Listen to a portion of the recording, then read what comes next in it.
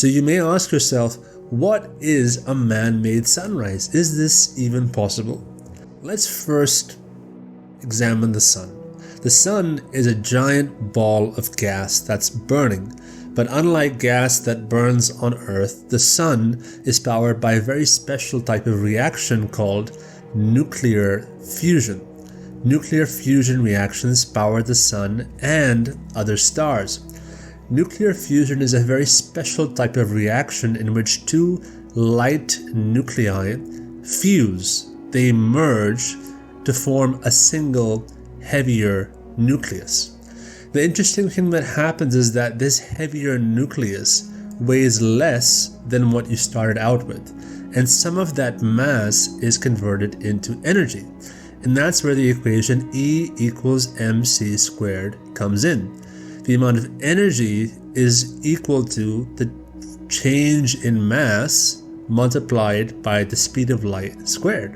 So really neat how you get to talk about E equals mc squared. And this is a really good explainer video that just gives a nice intro about nuclear fusion and how it powers the sun. What is nuclear fusion? Nuclear fusion occurs when two or more atoms are joined together to form a larger atom. Stars get their power from nuclear fusion. Deep inside a star, hydrogen atoms are constantly being converted into helium atoms. It's this process that gives off the light and heat energy given off by the stars, including the sun. So the sun is a giant nuclear fusion reactor. But okay, if we have to have a man-made sunrise, how can we harness nuclear fusion to create a man-made sun? Well, one method is a human-made nuclear-powered fusion reactor that tries to mimic the process inside the sun. Now, in the Spider-Man 2 movie, this was brought into the mainstream and made very popular. This is a little scene from that movie where Dr. Otto Octavius shows his nuclear fusion reactor. I think it's quite fun, so let's watch it together.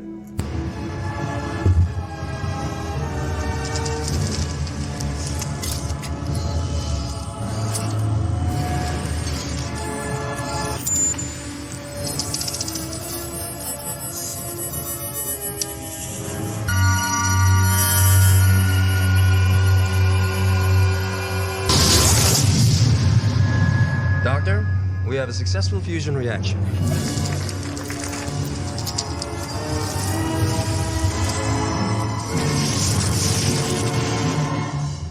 The power of the sun in the palm of my hand. Turn it off, Otto! Turn it off! It will stabilize! It's under control! It wasn't under control. But jokes aside, this is a really interesting concept. Obviously this is sci-fi, but the science there is true. Now, we covered sci-fi. Let me first also quickly review fake news, because if you were to go on the internet and search for man-made sun or artificial sun, you will be bombarded with many videos with hundreds of thousands of views, millions of views saying China launches artificial sun into the sky. The moment China launched the artificial sun, as night turned into day. I've seen other videos that say something along the lines of China launches a sun that's 5 times more powerful than the real sun, and so on and so forth. Many viral headlines, but all of these videos show a rocket launch, and that's the smoke from the exhaust gases of the rocket. That is the actual burning of rocket fuel. Because there's fog, you can't see the rocket. And this event coincided with China's Long March 7A-Y3 rocket, not an artificial sun, because they were launching a satellite into space. So we've covered science fiction, we've covered fake news. Let's go to science reality and see what nuclear fusion reactors are really all about. 1, 0. This is the record-breaking reaction. It It is more than 150 million degrees centigrade.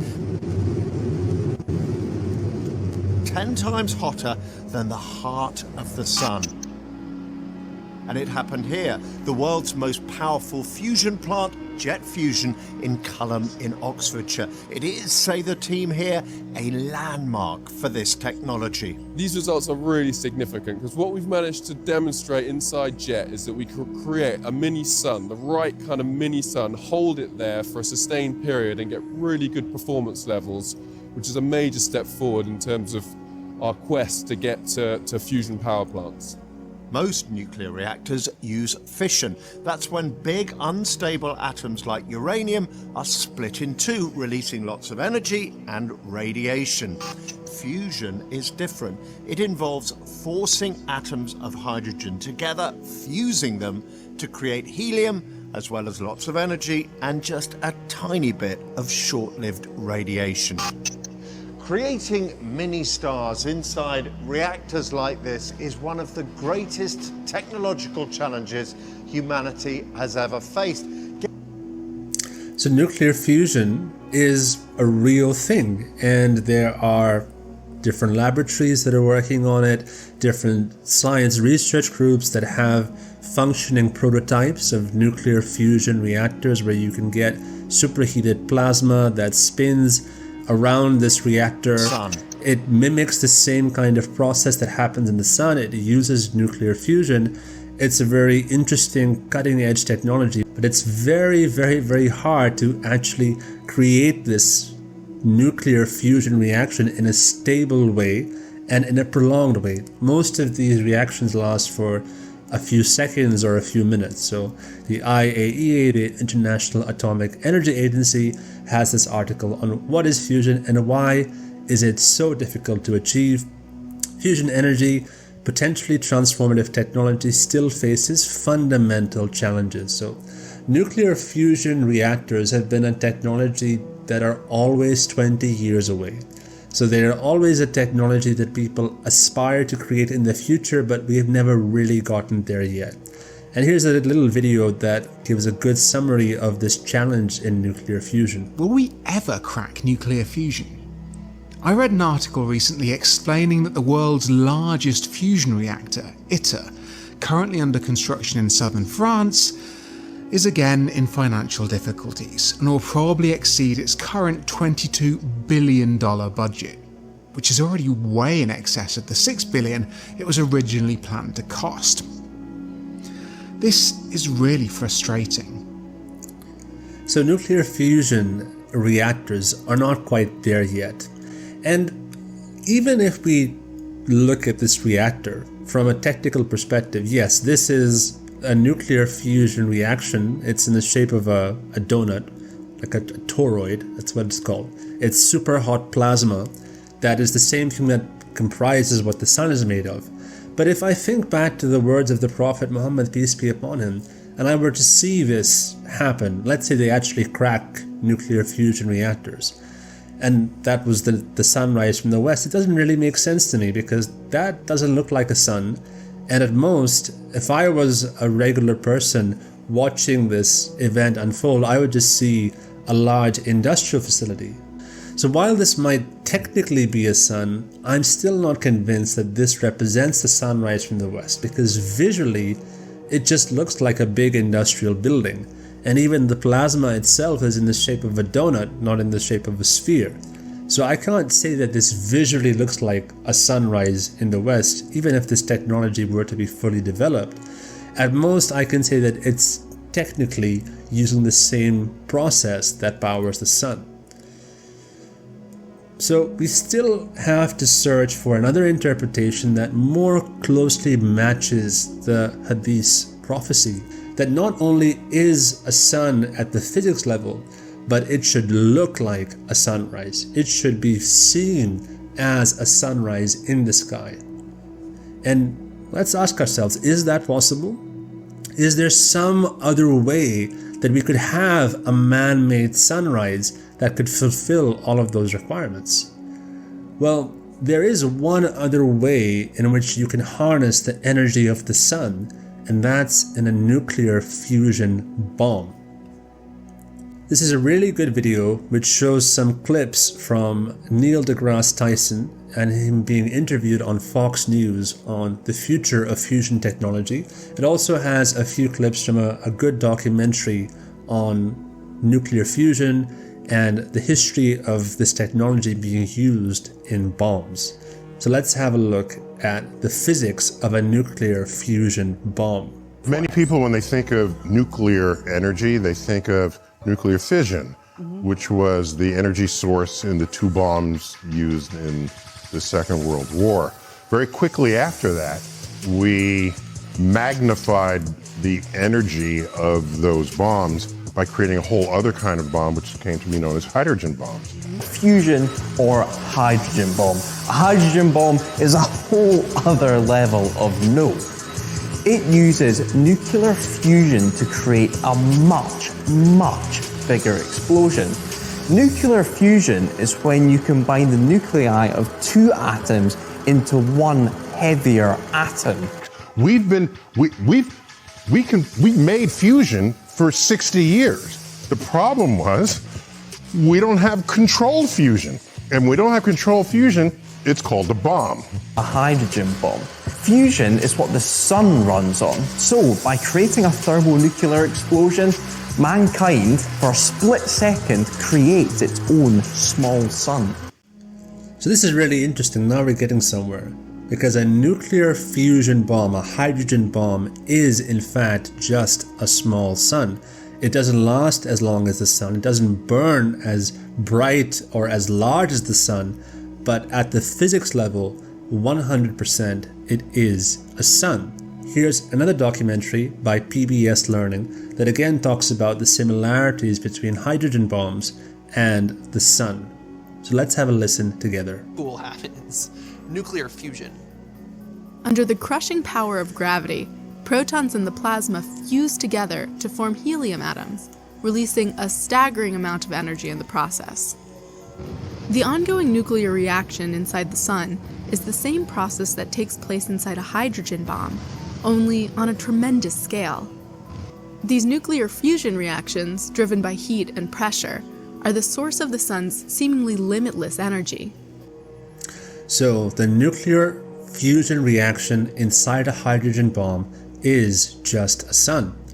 And in this paper, published in Advances in Social Sciences Research Journal, titled Nature of the Universe Astrophysical Paradigm Shifts, it reads, the sun is like a hydrogen bomb held together by gravity. Both are powered by thermonuclear fusion reactions and both require temperatures on the order of 1,000,000 degrees Celsius for ignition. In figure 2, the sun on the left is like an ongoing hydrogen bomb held together by gravity. They're basically just the same thing. A hydrogen bomb is just a small sun that lasts for a much smaller amount of time. But from a physics perspective, it is exactly the same thing as our sun. One of the most interesting things about the explosion of a hydrogen bomb is that not only is it a sunrise at the physics level, but visually it also looks like a sunrise. So if the Prophet, peace be upon him, saw this in a vision over 1400 years ago, and he had to describe it with words that were available to him at the time that would make sense to other people around him, I can't think of other words that would be more perfect than this being a sunrise in the West. So this is a video of an actual hydrogen bomb being tested, and you can see how it's nighttime and the bomb explodes. It generates this immense amount of light. It lights up the entire sky, the entire ocean. It looks like the sun has risen up at dawn. It's actually very spectacular to watch this. Now you might be wondering, well, okay, fine, this is a sunrise from a physics perspective, and visually it looks like a sunrise, but if a nuclear weapon, a hydrogen bomb, is exploded on the ground, that doesn't really seem like a sunrise. It'll look like a flash of light. It'll be visible to people who are right next to it, maybe 11 kilometers away. But how is this going to be a sunrise in the west? In order for it to be a sunrise, it has to be seen high up in the sky. I mean, the sun doesn't rise on the ground, the sun rises in the sky. And you'd be right.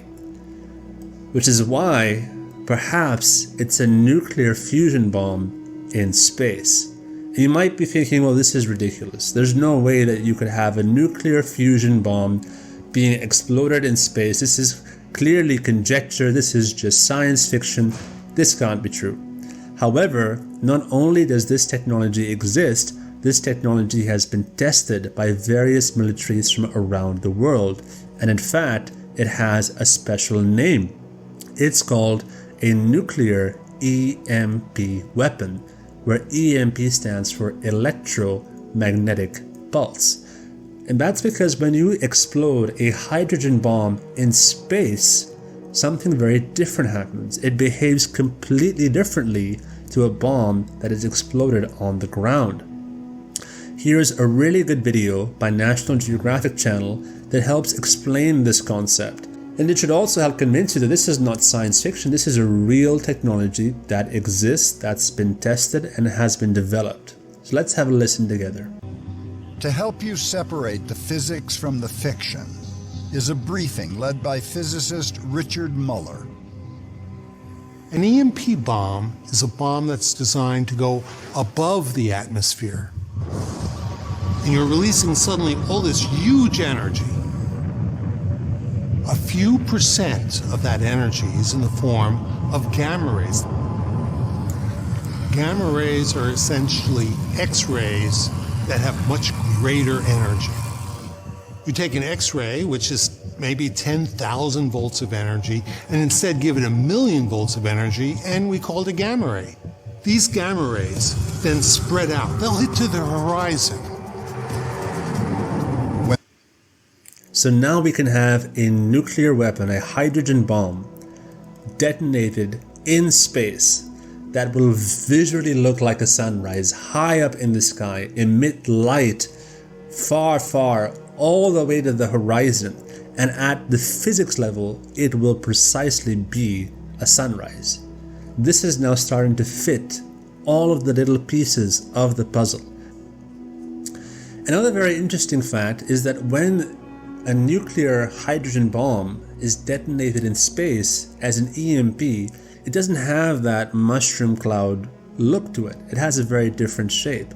So let's take a look at this video, which goes into more detail about the nature of an explosion in space for these types of hydrogen bomb weapons, these EMP weapons. Blast from a space-based test doesn't have the classic mushroom shape of those on the ground. The air around a ground-based test absorbs much of a blast and radiation, and the dust is drawn up by the fireball to create a mushroom cloud. Instead, in space, they are spherical explosions, fading to ghostly-looking filaments before being distorted by the Earth's magnetic field. With nothing to absorb the radiation, it can travel much farther and be more damaging. They also last for much longer, with the afterglow being visible for up to 30 minutes and creating vivid, spectacular-looking, colourful auroras as the radiation interacts with the atmospheric molecules high above the Earth. When you detonate a hydrogen bomb in space as a nuclear EMP, the blast is not a mushroom cloud, the blast is spherical, just like the sun. Furthermore, the blast has these corona-like filaments, just like the sun has small solar flares and solar filaments on its surface, so it resembles the sun visually. The other really interesting thing is that it creates this aurora effect, so you have a huge amount of light in the entire atmosphere. It's not just like a little flash in the sky, it lights up the entire sky, and it doesn't just stay there for a few seconds, but it can stay there for half an hour, for 30 minutes. You have a bright yellow-white light in the sky. So it is a sunrise at the physics level, it is an explosion in the sky. It is in the shape of the sun. It is lighting up the sky. It will be visible across the horizon of the Earth for over 30 minutes. Here's another video from one of the tests that were done in the development of this technology. And they say a very interesting fact in this video that I want to bring your attention to. Redstone missile with a yield of 3.8 megatons and detonated at an altitude of 76.8 kilometers, about 251,000 feet. It was supposed to detonate 10 kilometers south of the island, but due to an error in the missile programming, it detonated directly above. Even from 76 kilometers away, it turned night into day. Not only is this a sun from a physics level, not only does it look like a sun, not only does it light up the sky like a sun, it turns night into day, a sunrise. So given that I've shown you all of these videos about this technology, how it looks like a sunrise, how this has been tested, does that mean that the sunrise from the west has already happened? Well, no, because this technology has only been developed and tested in small controlled environments. It's never actually been deployed in an actual war. Remember, the sunrise from the west is a watershed event. It has to create a sense of fear amongst the population of the entire world